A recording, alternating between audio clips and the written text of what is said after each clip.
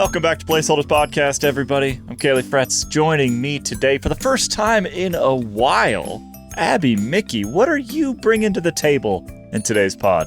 Hello, happy to be here. Some missed doping test discussion. Interesting. And Dane Cash. Hey, Caley. What do you got for me?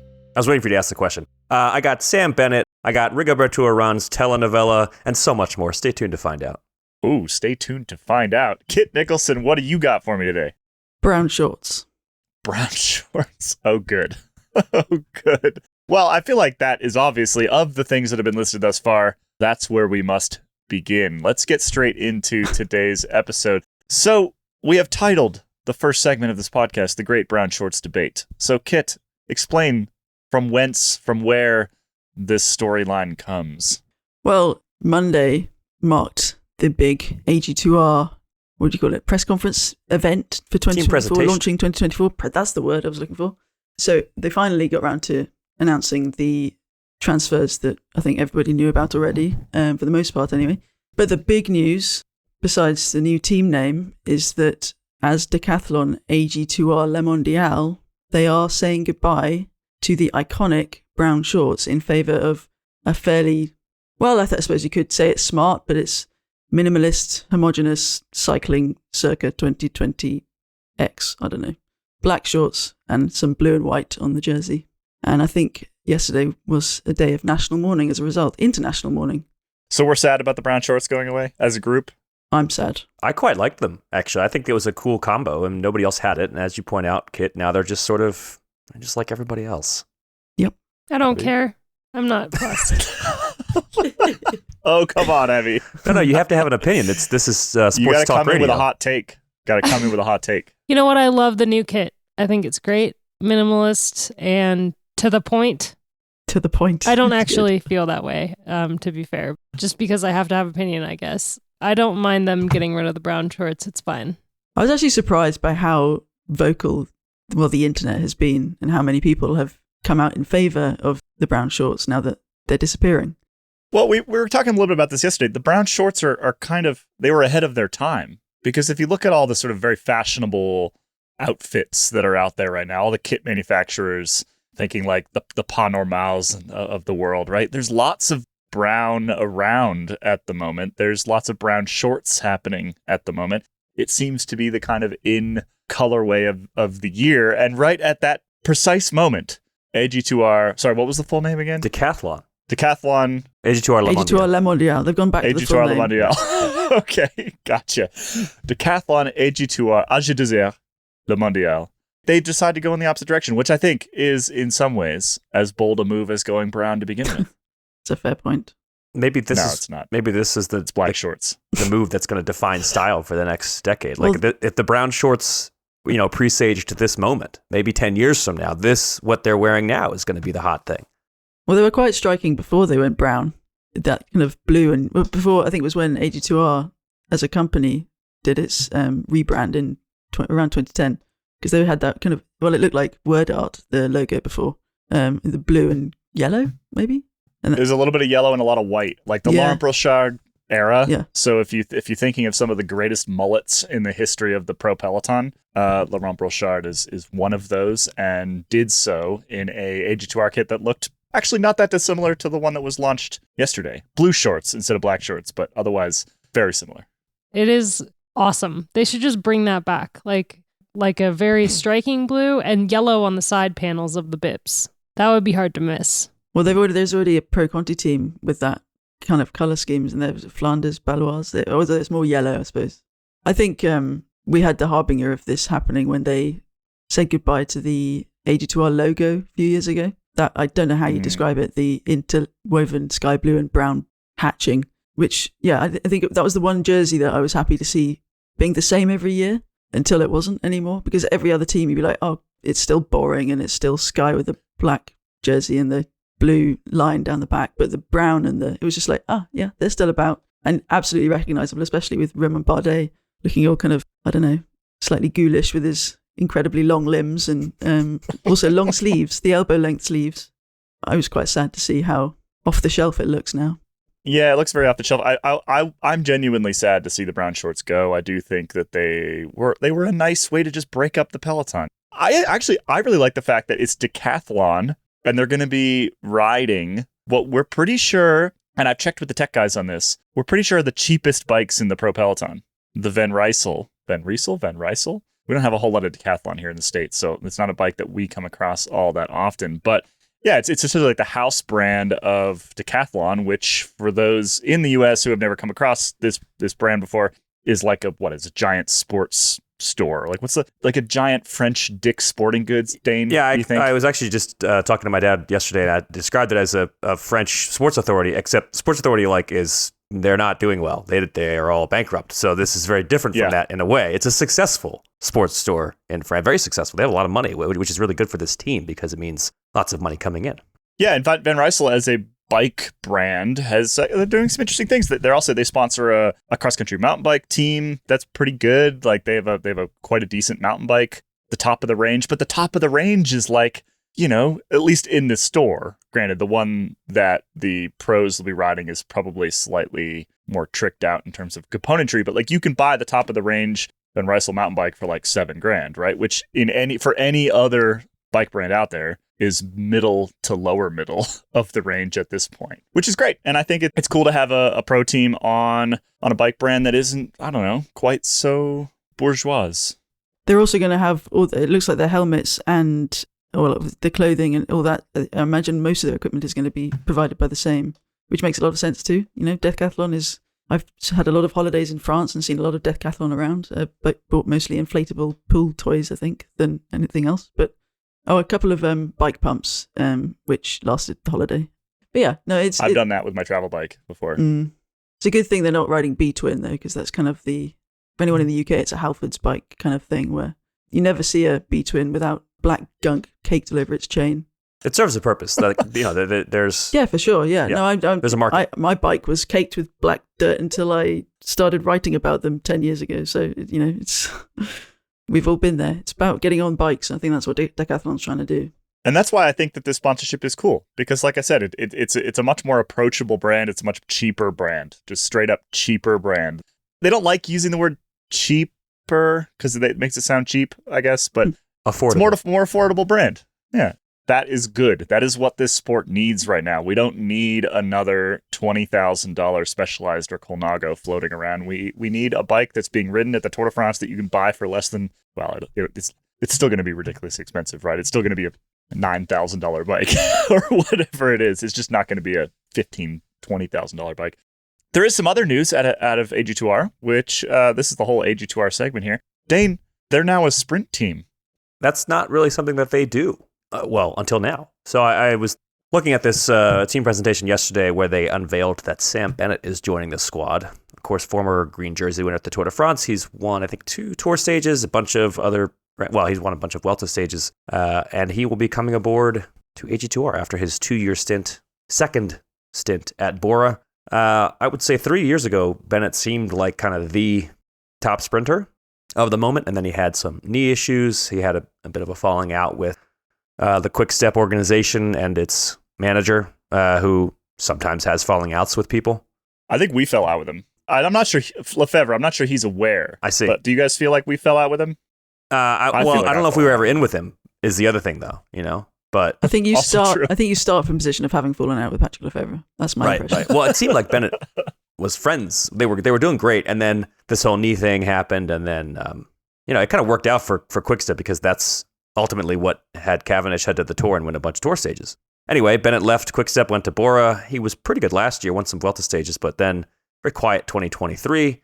Now he's headed to AG2R and hoping to kind of recapture the old magic, as I wrote in the story I wrote about it yesterday. And this is not a team that has had a sprinter of note in recent memory. I mean, since I've watched bike racing, really, they have not had a notable star sprinter. And it's arguable whether Bennett is still that, but even, just the name recognition is there. They don't have that much of a lead out, but there's also not going to be really any competition in the team. And that's something that he's had to deal with basically everywhere he's been. He's had this or that other rider who is kind of taking away opportunities for sprints, and that's not going to happen at AG2R. He's the guy for sprints at AG2R. So Why not? I think it's a fine signing. There's really not much of a downside, I wouldn't think.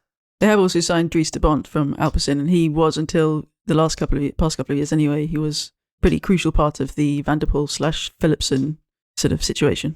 Yeah, a handful of other names coming in. The big one, other than those two, is Victor Lafay, who is one of the breakthrough riders of last year's Tour de France. Won a stage, and unlike Bennett is 33. Victor Lafay is 27. So ostensibly he's in the prime of his career. Although I mean that appears to be like 21 years old now in modern cycling. Anyway, that's a rider I think that's going to give them some wins for, hopefully for them, a long time to come. I like this move because I feel like French teams in the last decade have really fallen into this, like, we have to break the no French winner of the Tour since Bernard Hinault. Like, we have to be the team that does this. And so they're just constantly searching for who's this rider going to be? Who's this young Frenchman going to be?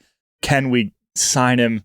Can we win the Tour? And they forget about all the other things that a good bike racing team can do, like win sprints or I mean, like Victor Lafay at the Tour last year. I don't think he expected that. I don't think Cofidis expected that. But man, Cofidis got a heck of a lot out of it, right? And maybe that was part of we can show our worth to the French people in ways that are not Romain Bardet getting 3rd to 10th in the Tour de France. I really like it. I like the fact that, we're going to have a French team, assuming Sam Bennett gets his old sprint legs back, a French team potentially winning stages of the Tour de France on a slightly more regular basis.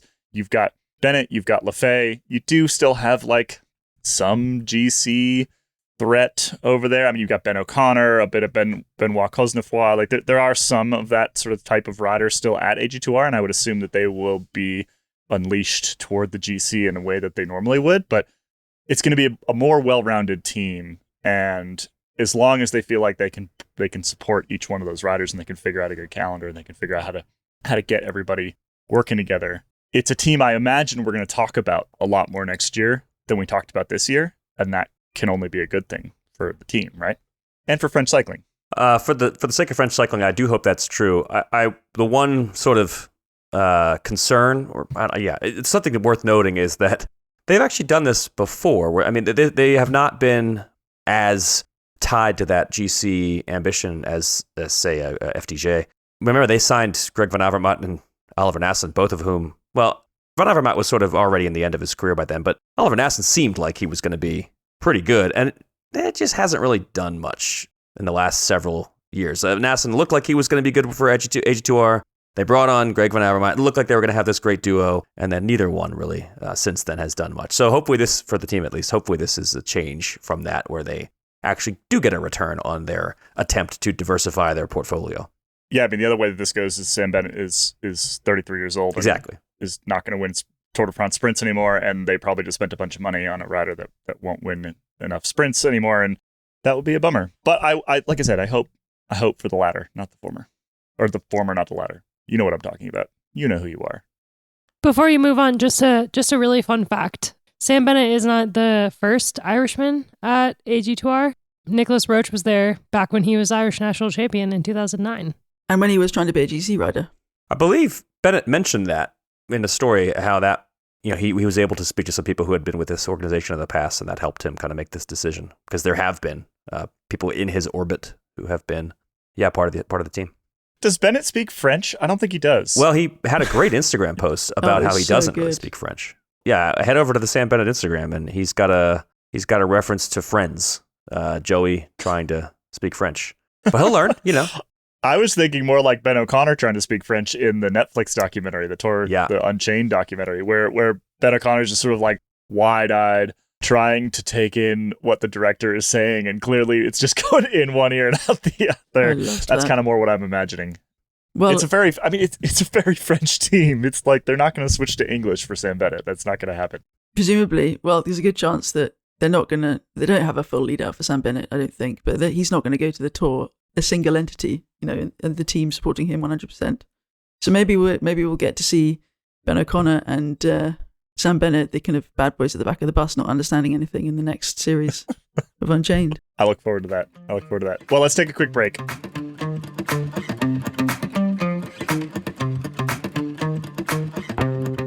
Dane Cash, what do you love about the classics?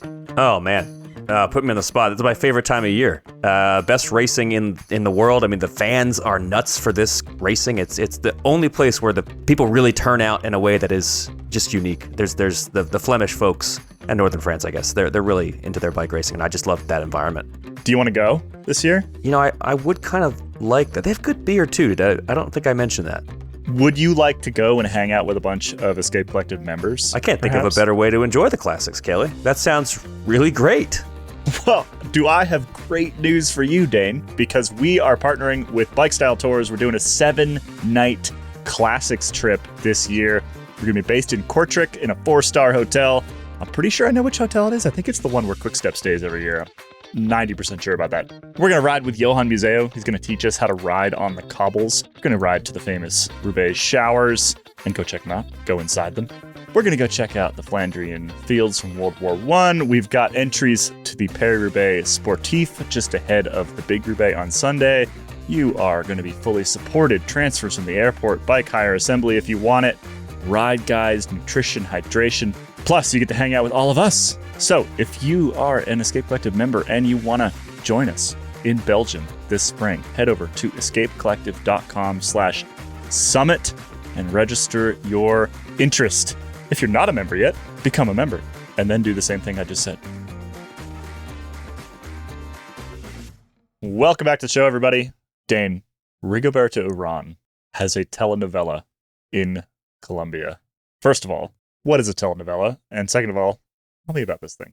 All right, so there's a reason I added this little note into the run sheet about what is a telenovela, because I think a lot of people have an idea of what a telenovela is. If you're listening to the podcast, I'm assuming you know, or at least you think you know, because a lot of Americans are exposed to telenovelas. And the fact is, a telenovela in its essence is just a serialized drama. There's not necessarily a need to be a soap opera, and that's what we tend to think of, is that they are soap operas in the Spanish language. Rigoberto Urán's life has been made into a telenovela, which is to say there's a serialized drama about Rigoberto Urán's life. It's not a soap opera. It's a sports drama. And like other sports dramas, it's a little campy and melodramatic, but it's not like watching Days of Our Lives. I know this because I've watched it, or at least I've watched the first episode or two. And yeah, good on Rigoberto Urán for being cool enough to have like imagine an American cyclist having a soap opera or a sports drama, anything made about their lives. I mean, that wouldn't happen here. Is it good? It's not bad. It's interesting. It's all in Spanish, I should say. It's very interesting. So first of all, it's an adventure to watch it, because for me, I mean, the dialect, he's from a part of Colombia where there is an accent that I am not used to, which is actually really interesting. I think a lot of people who have, a general understanding of Spanish know that Colombians, like people from Bogota and Nairo Quintana, for instance, speak very clearly, and it's very easy to understand. If you listen to Nairo Quintana, I feel like he's so easy to understand that even if you don't speak Spanish, you can understand Nairo Quintana. And yet, not that far away as the crow flies, Rigoberto Urán is from a region, Medellin is the capital of the region he's from, and it is tricky. It's a tough accent to understand. So watching it was a real adventure, but fun. As far as I can understand the show, it's not horrible. It's the villain is the best thing and the worst thing maybe about the first episode. Read the story. I have a screenshot of his face in the story I put up at escapecollective.com, and it's a real superb facial hair. He's a great villain, and yeah, it's like I said, it's campy and melodramatic, but it's not a soap opera. It's just a sports drama, and that's kind of what you expect from a sports drama. And yeah, I liked it enough to keep watching. I think it's kind of fun. The lead actor, the guy who plays a young Rigo back in 2005 is when the story starts. He's very charismatic. He's very charming. And he looks a bit heavy. He looks a bit heavy to be a future cycling star, to be perfectly honest. Do you think he spent a little bit too much time in the gym, perhaps? Well, there's always, there's still time for him. He hasn't gone to Europe yet, so maybe there's still time for him to get that cycling body. Lose about 30 kilos of body mass. Yeah. That is always a problem with transferring cycling onto the screen, though, as I've discovered from lots of people shouting at me after writing about films a few weeks ago. Shouting at me in a friendly manner, but, when you make a list of 5 things, you've forgotten a lot. But my friend Jordan thinks you shouldn't be allowed in America anymore, so not entirely friendly. Wow. Yeah. And yeah, I love those films. But anyway, besides Timothée Chalamet. There is no actor that I can think of that is older than 21 who could realistically look like a cyclist. You could buy them as a professional cyclist. Didn't Christian Bale do a movie a while back? Yes. And he says he'll never do that again because he gave himself some But he did kind of look like, I don't know, Froome or Tour-era Wiggins or something. Yeah. His diet famously was, he was doing a lot of exercise, but he was only eating apples and chewing gum and drinking black coffee for like that sounds 8 horrible. weeks. There you go. Like 1990s pro cyclist nutrition. Sounds a bit like it. Basically. Paniagua. He's very easy to root for as he sort of navigates the challenges of life. I mean, Rigoberto Urán's actual life, very challenging. He lost his father when he was a teenager. And that is, I think, going to be revealed in the show. We haven't seen it yet. And then, of course, he also has, just personal issues. He's also looking for love at a young age. And so, well, not a young age. He's like 19. But yeah, he's got to navigate all these personal challenges and his love life and try to get a job with a team. And there is an Italian manager who's looking to sign him, who is the picture of Italian stereotypes on screen. It's awesome. Well-dressed, talks with his hands. Anyway, campy, but entertaining enough. Like a young Gianni Savio? Is that who that's supposed to be? Yeah, I think they kind of amalgamate a bunch of different Italian managers. The photo, you know what he looks like? He looks like Caley Ferrari more than any of the actual Italian managers. A young Ferrari. Yeah, a young Caley Ferrari crossed with Gianni Savio. I think most of our listeners will be aware of who Savio is, but runs I guess the Savio link is he runs a similar type of team to the one that is in this show, which is a European, Italian-based team that pulls over like South American riders, which Savio is notorious for doing, and then selling them on to Ineos, for example, for millions of dollars. If I had to guess, Savio might be the sort of the inspiration in a couple different ways for that particular character, which I kind of enjoy, because Savio is one of our favorites too. Yeah, he's this character at one point says he's like talking on the phone to someone, and he's telling this person that he needs to sign this guy, Rigoberto Urán. He's found him, he's heard of him, and he wants to sign him. And one of the reasons he wants to sign him is that the team he has right now, they're all very boring, and he wants someone who can really break the mold. And you get these vibes of like he has a Sky-esque team, and he wants someone to come in and just be a fresh face. And Rigoberto Urán is apparently that guy. How close to real history is this? I mean, you mentioned the fact that the fact that he lost his father is probably going to be part of the storyline, but is there going to be any sort of more specific things in the future, do you think? I do you get the sense that the show should not be trusted as gospel of his life. But I think in very broad strokes, we're going to get like generally the facts. So I think, again, they amalgamated a bunch of different Italian people into this one guy. I know there's a bunch of other made-up characters for the show. I mean, the villain, I don't know if the villain he can't be real. There's no way this guy is real. But he does look straight out of Narcos. Yeah, he does. His haircut, mustache combo is incredible. He basically just a quick explainer. He's like, they owe him money. They owe him 2 months' rent, and he wants to evict Rigoberto Urán's mother so he can put his own business there. And he's got this lawyer who follows him around, who's also awesome in a bad way. And anyway, so I think they made up a lot of stuff, but the broad strokes, like, I think if this show continues, we're not going to see Rigoberto Urán win the Tour de France. We're going to see him finish second at the Tour de France, for instance. Like the very broad strokes, I think, are going to be true to life. I feel like Rigo's empire is a story that we need to write at some point, because it is damn impressive at this point. And I don't think most, frankly, like non-Colombian or English-speaking fans out there are fully aware of the breadth of it, the extent of it. Restaurants and telenovelas and stores all over Colombia, and in Miami, an entire clothing range, and it is wild. I remember talking with Jonathan Vaughters about this actually a couple years ago, and he mentioned basically that like Rigo's salary is a little bit lower than you might expect it to be because he wanted the ability to go do all this other stuff, which is probably now making him significantly more money than he would have just from racing his bike, which I found really interesting. And I mean, he's just an entrepreneur. Like he's got his fingers in everything. And I wonder, do you think he's getting paid for this telenovela? Is this but to base it off his life is like, or is it just a brand builder for him? I certainly think it's a brand builder, and it's based on a book about him. So like there was a sort of a biographical book written, and then this is based on that. I do know he promotes the heck out of this on his social media. There's a great video. Wow Fan Art came down to Colombia to do Rigo's ride, and there's a great video with Van Aert and the star of this show, like at a bar or something, and Rigoberto Urán's there. So it's, 2 cyclists and then an actor who plays a cyclist. So he's definitely promoting the heck out of it. But yeah, I don't know if I can't imagine he's not getting anything out of it. Yeah, well, I think the brand exposure is a pretty big deal, producer. Though. Yeah, I suppose. And there's going to be like 40 episodes? There's already 30, I think. And by the way, typically, telenovelas, they're like longer than... They're like 45 minutes each episode. So we're talking about a lot of content. We're already at that something like 20 hours of content. Which, again, imagine that in the U.S. Like, imagine, like, I don't know, TJ Van Garderen has 20 hours of television content about him. Like, that, it's kind of wild. I would watch a Keel Reinen. That'd be cool. I could dig that. Who else needs a telenovela? Alex House. I mean, I'd watch the Esteban Chavez version. Oh, yeah, that's... I know it's not Colombian, he's got a good story. Yeah. House would be good. Chavez would be good. Yeah. Who needs a telenovela? I want Mikel Landa telenovela. He's just made for drama. They don't have to be a Spanish speaker either. Chris Froome would probably have one made at some point. Yeah, I mean, he'll make it himself and publish it on Instagram. Hey, I thought his what about an Alison good, Jackson telenovela? So.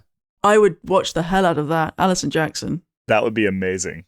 She needs all right some kind of like dance drama. Yeah. like a Footloose. like a Footloose. Step Up 4. Yeah, like a Footloose Bringing remake. dancing to the Peloton. Yeah. The UCI, they don't want to allow it, but Alison Jackson, she's going to change the world. There we go. Yeah, Footloose 3. Who knows a producer? We gotta put this together. That'll be fantastic.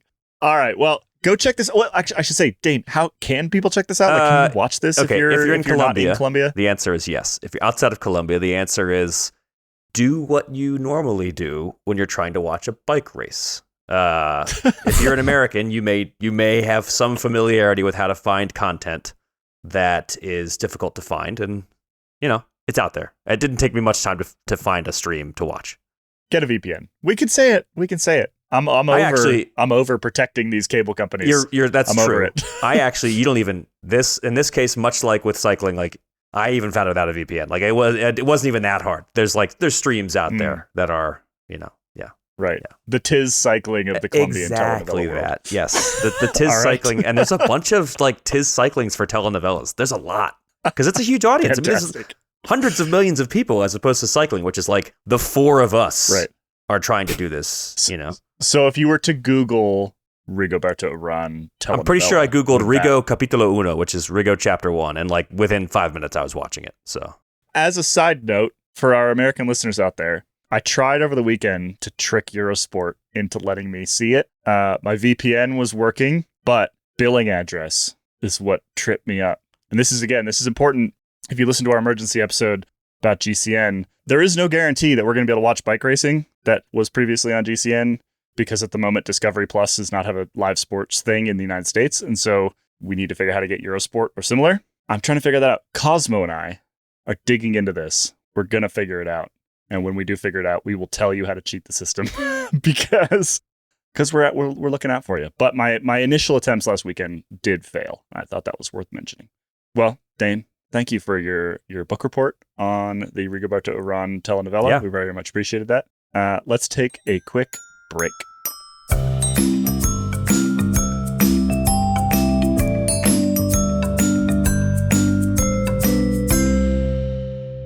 Welcome back, everybody. We got some news for you. Here's some non-news news. Abby, Jonas Vingegaard missed a doping test. Why did we put this in the non-news news category? Jonas Vingegaard missed a test in 2019. He admitted to it recently in an interview, and he said that it still bothers him that this happened. Basically, his doorbell didn't work, and they were calling his phone, and it was on silent, so he didn't hear it, or something along those lines. They came back 2 days later and tested him, and we never heard any news about a positive test, so take from that what you will. But the news that he'd missed a test at all kind of made the rounds on the internet, with some people saying that immediately means guilt, which I'm here to tell you does not. That's ridiculous, and that's not how it works. How it works, every single athlete in the testing pool gets tested by USADA, WADA, whatever nation you're with, however many times a year. They have to put their address in a 1 hour window in whereabouts for like a 1 hour window every single day, and testers can come to your house during that 1 hour window, and you have to be there or you miss a test. They can also come anywhere outside of that 1 hour window, but if you don't answer the door and if they call you and you don't answer the phone, then they can't test you. If you are, say, on a 5 hour ride and they call you and you answer the phone, even though it's outside your window, you have 2 hours to get tested. So they can drive to you or you can go to them. I've heard stories about guys outside of their window, a tester comes or something and they are at the hospital and their wife is giving birth. True story. And they have to go, they answer the phone because they're like, oh, it's an unknown number. Usually guys ignore it if it's an unknown number, but say they answer it because they're already in a high stress environment. And they have to go home to get tested because that's the rules. That is, a true story. You can miss 2 tests in a 12-month block. So like you miss a test in May, next May, that missed test is written off. If you miss a 3rd test, it's an automatic positive. Even if you didn't test positive, it's just an automatic positive. So that's a 2 to 4 year ban, depending on the situation. It's an interesting situation, but it's also really, really easy to miss a test. For example, literally last week, Tom's and I were on our last morning in Boulder, Colorado, before flying back to Europe. We were getting ready to go to my favorite breakfast spot. And so we got all ready, opened the door, and there's a guy standing on the doorstep with a bag. And he's like, I've been ringing the doorbell for 20 minutes. But it was one of those Ring cameras. So he was ringing the doorbell, but it was actually going to the cell phone of the guy whose house we were staying in, but it doesn't make a sound in the house.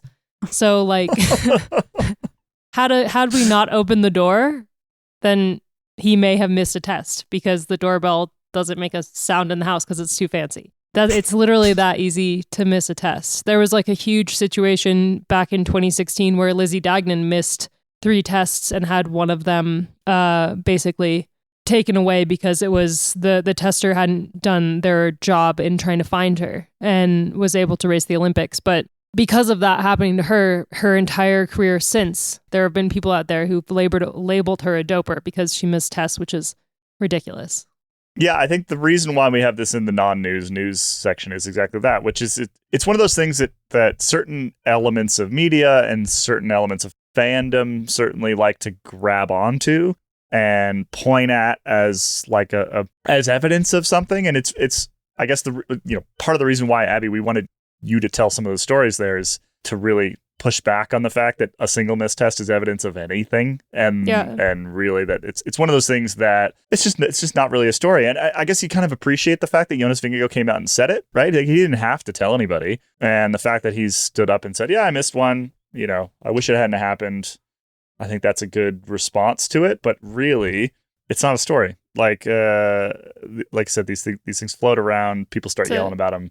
People will bring it up in the future, and that's unfortunate because there are hundreds of stories out there about, like doorbells not working or phones being on silent or whatever, and riders missing tests. To highlight, like, just for a second how ridiculous this is. So you have to put in your whereabouts, like, for most of the day. The 1 hour block is just when, if they show up, you have to be tested.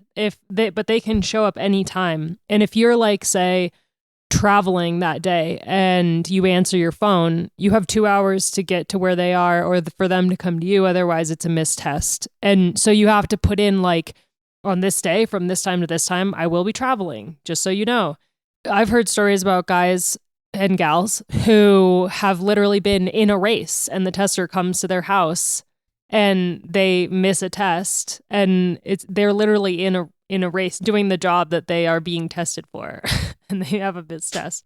And like on our honeymoon, we rented a camp-in van and traveled every single morning in a different campground, and Tom's had to enter in his like time slots where we were traveling for our month-long van trip across the US. It was a pain in the ass, but that's that's the system that we have. Well, and because it's like 3 strikes and you're out, it's really you get 2 strikes, right? So I imagine that the first one, if you get one, it's stressful, right? You've got 12 months then, and you have to be incredibly careful because you don't want a second one, right? Like you don't want a Lizzie Dagnan situation, or you just don't, right? I would have to imagine that there's people walking around Girona being like, I got one, I gotta be hyper half vigilant of here. the town, I guarantee, is walking around like, oh Yeah. gosh, I've got one, because it's so easy to miss a test. This is what also makes me shake my head whenever I hear athletes from other sports complain about this or that time they got, oh, I had to do a test. It's like, okay, well, at least you're not a cyclist. Because imagine what your life would be like then. Yeah, if you're an American football player, you get tested. Oh, they told me the test was coming, so 3 weeks in advance. It was really hard for me. Well, a non-story. We wanted to bring it up just to provide some context around it. I think that the context around that is important. Again, this is like, I guess my broader point here is this individual thing is not evidence in any direction as to whether Jonas Vingegaard is a clean cyclist. It is not proof in one direction or the other. So it's just a bit of irrelevant information, basically. But I'm glad that he brought it up. Moving on, the worms are debunked. It only took a week. We spent 15 minutes on it last week in this podcast. But the worms aren't it. Yeah, I'm not sure whether we can actually say that the worms have been debunked entirely, because what I've read is that some more experts have piped up and said, sure, it could be a performance-enhancing product. This super-powered hemoglobin, which transports oxygen 40 times faster than human hemoglobin. The science is there and it makes sense, but what's been said is that it's basically just not a viable doping prospect in professional sport, because, yes, the half-life is something that has been mentioned in terms of it only staying in the system for a few hours.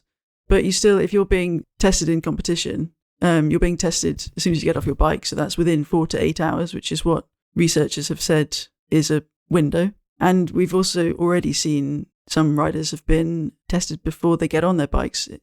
So hypothetically, between the time at which they take the worm blood and get on their bikes. So when it's most potent, because it is very easy. Basically, the guys, he works for the Ghent Anti-Doping Society or something. That's not what it's called. But he says very explicitly that when you test human blood with its ordinary human hemoglobin, the plasma turns yellow. Anyone can see that's fine. When it's artificial, it's bright red. And yes, blood is already bright red. But you take the plasma out, it's scientific. I don't know what I'm talking about, but it's very easy to test for. And the windows are not What color small. is lugworms, though? Is lugworms yellow or red? I think plasma is a kind of thick white material. When you separate out, I'm not confident in this, but at any rate, we should say Kid is not a doctor. No, we shouldn't say doctor's that. Daughter, no, I want people to take not. medical advice. Don't take medical advice from me. But this guy, this doctor is I think he was. Well, actually, I'm not sure he's a doctor, but he said, I'll be very surprised if anybody is able to make this happen anytime soon. If you see any professional cyclists heading to the beach, do let me know. He has a sense of humor about it. But yeah, so it's still potentially could have results that we would expect from a potential doping situation. The idea that this could be a viable future, it's unlikely to actually work. So it's a good old off-season story. Were you saying that the testing would pick it up if it had been administered within a certain number of hours, something like 4 to 6? Is that what you said? I think essentially it'll be up to 8 hours, and it's easy to see. It's easy to test for. What if you were what if you're in San Remo and you get it administered during the race via the spray that they just spray on like soccer players to make you feel better? What if that's how you got the worm blood right at the beginning of the race?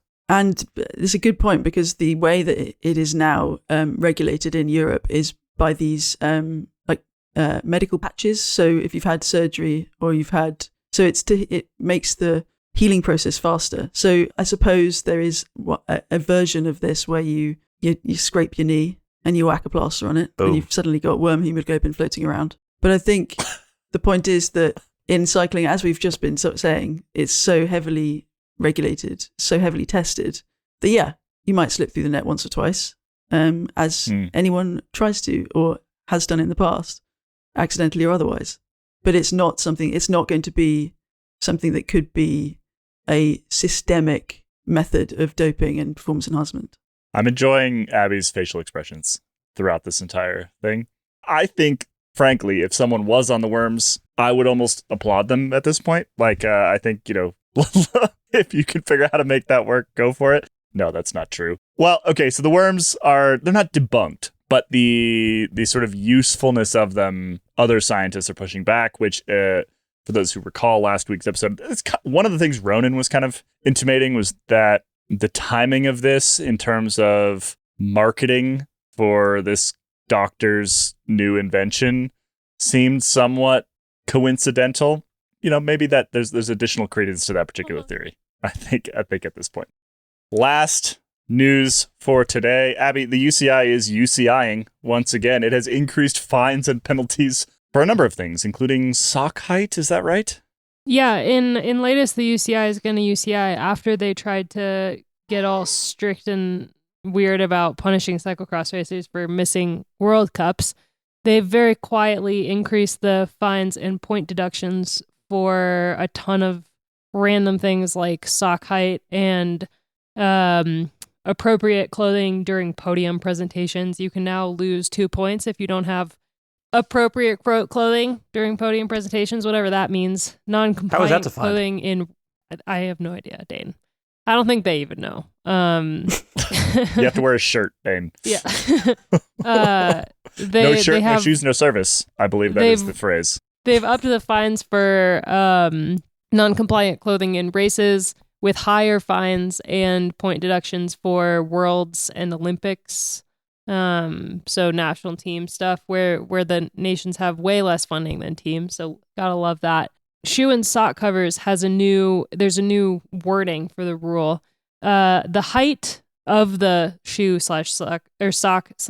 cover, it needs to be half the distance between the middle of the lateral malleolus. I also am not a doctor, which means in the outside of the ankle joint, and the middle of the fibula head. So those are the new rules for sock height. Failure to wear a jersey, wear the race jersey, leader's jersey if you're in the lead, or a skin suit, for example. And like in maybe something that makes more sense, they made stricter rules in sheltering behind vehicles or taking a push from a team car, teammate, or spectator with a 200 Swiss franc fine and 15-point deduction. Basically, they just... one of the interesting ones is if you take off your helmet during a race, you're immediately disqualified. Which happens in it? Happens quite a lot, actually, during the spring classics when guys start with hats on. And people do take their helmets off all the time. All the time. So, so the UCI is going to UCI. Could have been sitting there doing things, making the racing more safe, but instead they're just really doubling down on the sock height rule. The helmet one seems really dumb. I'm a big advocate of wearing a helmet, especially after I whacked my head really hard last month. But like, people take their helmets off all the time. You got to do that sometimes. And what if there's a B? Yeah, that just seems. I get B silly in my helmet all the time here. Maybe you need a smaller helmet. Well, okay, but also. Just everyone has to wear those POC helmets that have no holes in them. That'll be super fun in July. Can I also point out that the measuring of the socks on bones inside your body, like above the fibula head? What? Like, do they to enforce that? Like, I feel like there's an argument that you need an X-ray machine to enforce exactly where the socks can be. Which is, again, we're not doctors. Like, we should clarify. We need to keep saying this. Like that sort of like knobbly bit at the outside of your knee. Yeah. So I think you can actually like see it from the outside. Yeah, but like what if... But we are really reinforcing the fact that we are not what doctors. If you... multiple parts of the show I feel today. like somebody's going to take this to Cass. Like this is going to go to court and there's going to be an argument that involves x-rays. It's great. Well, we've seen arguments like this before when somebody said, yeah, but my socks are longer than his socks because my legs are different to his legs. Right. And it's like... Well, but it's strict liability here. You gotta keep your. Doesn't matter how long your legs are. Socks gotta be. It's basically midway down your lower leg, right? Yeah. That's what that rule means. If you take the distance between your ankle and the bottom of your knee. They should just halfway. let everyone wear whatever socks they fucking well like. No, because then it would look like triathlon, and that would be terrible. I actually don't hate that there is a rule. As long as they're longer than 3 inches. I love the sock rule. I don't hate that there's a rule.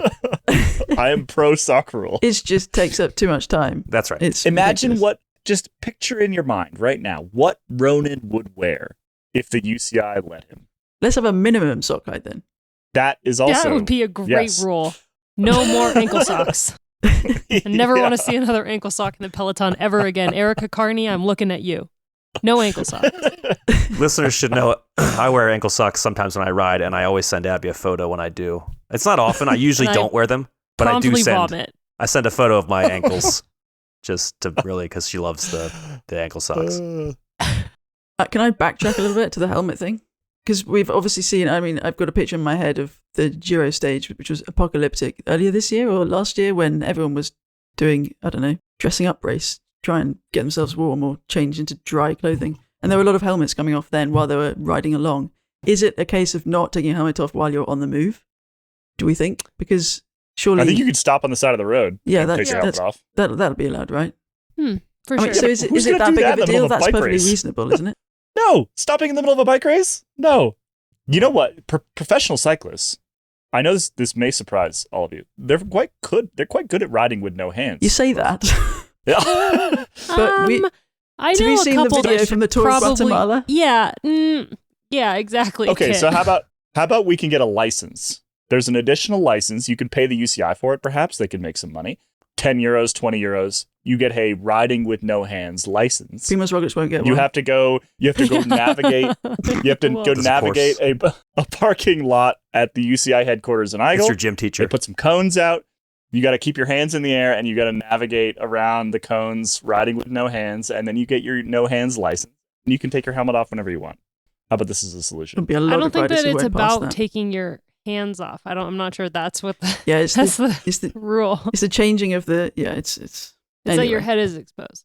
They're But trying to what if do there's something having to do with head safety without actually doing anything having to do with head safety. I think you're overstating the frequency of bees.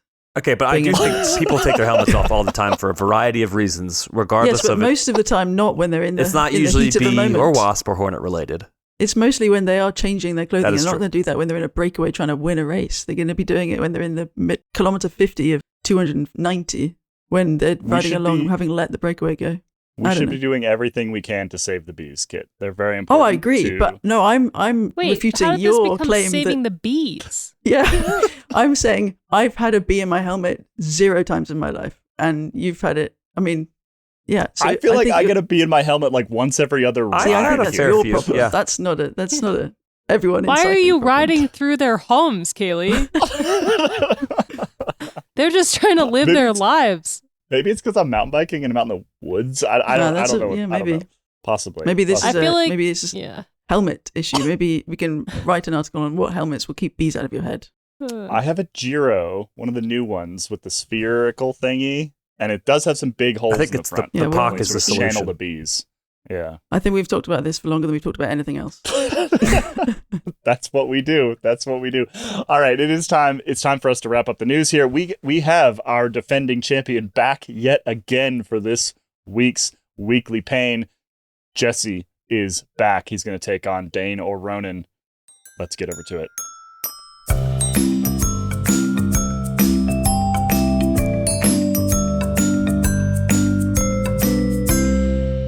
All right, everybody, it's time for this week's Weekly Pain. We have our returning grand champion, week 4, Jesse Jardim. Incredible run. Absolutely incredible run. Do you have another interesting fact for us? Because we talked about your road rash. If we talked keep about going, your that road job. rash is going to be there for 6 years, never mind 5 years. Interesting. I'm not a very interesting fact-based person. What's your favorite bike right now? How about that? What's your favorite bike right now? I mean, I'll make it my personal bike. I have a Surly Midnight Special that I built up this spring, Ooh. which has just been my I have like a very particular mountain bike, a very particular road bike, and my Midnight Special gets to be my literally do anything, throw it around at any possible kind of terrain. Describe it for us. Describe this bike for me. Well, I built it from a frame up, and probably the best part about it is I wanted it to be really cheap and really simple, so I put a down tube shifter on it. Nice. So I've got 1x9 index down tube shifting, but otherwise it's like a nice bike. I live in Chicago, so I barely need gears anyway. It's very flat. That's true. So I hardly shift it, and when I do, it's just a little reach down and a click. It's nice. I was watching a video from the 1986 Tour de France recently, and in the middle of a sprint, watched a guy reach off the handlebars and go down and flick his shifter, and I was like, man, we have it good these days. We're talking about like the ergonomics between SRAM and Shimano and blah blah blah blah, and we're like, this dude is literally going 60k an hour and reaches off of his handlebars and flicks a shifter. The good old days. Anyway, Yes. Welcome back to Weekly Pain. It's good to have you back. Just been putting us to shame really here. And who would you like to challenge this week? Let's keep alternating. It's back to Dane. As long as Caley's not an option, I'll just I'm keep honored. back to Dane. If I think if you win this week and you come back next week, then we'll add me to the pool, and we'll have to find somebody else to find the quiz questions. A game of categories once again. This one, no particular theme here, other than the fact that I just was looking up some results recently, and I would like winners of the Criterium du Dauphiné since 2014. And we'll kick off with Dane. All right, since and including 2014? Yes, including 2014. Christopher Froome. Correct. He's got 2 in there. Jonas Vingegaard? Correct. 2023 champion. Dane. Jakob Fuglsang? Yeah. 2017 Really? Wow. and 2019. Back to you, Jesse. Do we have a Egan Bernal in there? We don't. Oh, We have another Colombian, but we do not have an Egan Swiss. Bernal. We have another Colombian in 2020. Dane, can you give me one and kick Jesse off for good? When you put it that way, I don't want to do it. Jesse's so nice. He answered get my it wrong, email Dane. when I said, hey, come on and do this. don't hurt me. The fact is, if you hadn't said another Colombian, which is a huge clue, Yeah, I thought That that is- was. I would not have Okay. thought of him. In fairness, I don't want to say who I Can you think. give me 2 then? We've got Vingegaard, we've got Fuglsang, we've got Froome. We've got Froome. Yeah. Roglic. Correct. Primoz Roglic won in 2022. Congratulations, Dane. Jesse, an incredible run. I don't know. I think there's some kind of prize. We had said if we were you going to win have. 4 We of them. didn't say what. I don't think we have an actual officially announced it. Can I suggest a prize? Hold on. Yeah. That despite getting beat this week, he gets to come back next week so I can challenge him again. We got to have Jesse back at some point. He's been a great. We contestant. So we do Tournament of have an champion official style, right? Yeah, that's somewhere down the road. somewhere down the road. Yeah, I think we do need to get. Yeah, we'll get a bunch of the champions together and maybe pit you all against each other or something like that. But we do have, so officially, this is in the official documentation that Johnny put together a while ago. 1 victory means you have 15 seconds to give a shout out to anybody who you want to on the show. 3 victories is an Escape Collective t-shirt or bucket hat. So we will be in touch to get you a t-shirt or bucket hat due to your 3 victories. If you'd made it to 5, we would have comped your next year's membership. So we were one away. Dangle that in front of him. Alas. I think if he got to 4, though, he gets the cap and the shout out. And the t-shirt, we could do that. I was going to say and the shout out. Yeah, I think the shout out. I think 3 it's plus inclusive, 1. right? You should get a shout out. So Jesse, do you want to shout out anybody? Man, on the spot, I will shout out. There's a group of folks that I ride with here in Chicago every Tuesday night called Turbo Tuesday. So no one in particular, but a great group of folks. We go do night rides every Tuesday night. All right. Check it Well, out, Turbo Tuesday. I think you can take all credit for Jesse's incredible knowledge of professional cycling. I like and how we'll get in you- the actual quiz he never felt on the spot, but then he gets a shout out and he's on the spot. Yeah. All right, we got to wrap this thing up. Jesse, it was an incredible run. Thank you so much for joining us over the last couple weeks. Well done, Jesse. And we'll have somebody else on Weekly Pain next time. Thanks, everybody. Thank you all. It's been a pleasure. Oh, Jesse, good try. Good try. Dane, well done. Well Thank done. you. Jesse was a really great contestant, so thanks, Jesse. I feel like we got a lot of fun times out of Jesse trying to take on the placeholders in the game there. Save the rest of us from any pain. Yeah, that's true. We need another contestant here. So, Dane, how can members sign up to be a contestant on our game show? That's a great question that I wasn't prepared for you to ask, Caley. I have no idea. What was the system that we used before? How did you get the big spreadsheet that we had already? Is that on Discord? It's on Discord. So if you are a member, head over to the members only Discord. You have to be an insider level member, I should say, to get access to the Discord. If you are an insider, then head over to the Discord on the Placeholders channel, and you're going to have to scroll up a bit, although I'll just drop it in again because we need it's been a little while. more names. There are a bunch of folks who have already put in their names. Yeah, I've got some people lined up. So this seems like a good opportunity to tell people what to do if they're not a member. What should They they could do? head on over to escapecollective.com/join and become a member. That's really all you have to do. I mean, first and foremost, you get to support us, which to me, that's a great thing right there. But also, you get to view the website without any paywall business. You get to just enjoy everything we write until you're sick and tired of it, which hopefully will never happen. But you can read all the stories you want, which is great. And then if you sign up to be the insider, you get to be on our Discord. You get to hang out and chat with us on Discord. We watch bike races together. We have people on our show to do these weekly pains. It's a blast. It's a really cool place to be. Some of the live racing channels are great. Some of the tech channels are really fascinating. For example, the Performance Process channel has sort of turned into this Q&A with both Ronan and a lot of the guests that he has on that members-only podcast. Really fascinating stuff. I mean, if you want access to some of the sharpest minds in cycling tech and optimization and nutrition and aerodynamics and all that stuff, they're in our Discord. So head over to escapecollective.com/join. Sign up, get Performance Process, get the members-only episodes of Wheel Talk and Geek Warning, get access to the website. Do it right now. Thank you. We'll be back next week. Oh, side note, I'm having a baby sometime in the next couple of weeks. Abby's going to take over. Prepare yourselves. Hello. It's going to be great.